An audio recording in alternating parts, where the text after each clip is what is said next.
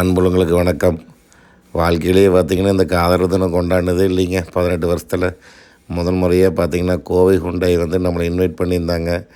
அதுக்கு வந்து கோவை ஹுண்டாய் வந்துருந்துங்க.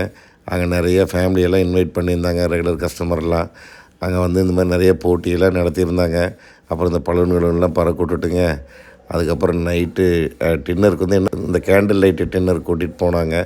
அது எங்கேன்னு பார்த்திங்கன்னா இந்த ஹோட்டல் பை தமாரா அப்படிங்கிற ஹோட்டலுக்கு கூட்டிகிட்டு போனாங்க. அந்த ஹோட்டலுக்கு போகிறதுக்கு வந்து பார்த்திங்கன்னா நம்ம எந்த காரில் போகிறதுன்னு சொல்லி அவங்களே செலக்ட் பண்ணிடுவாங்க.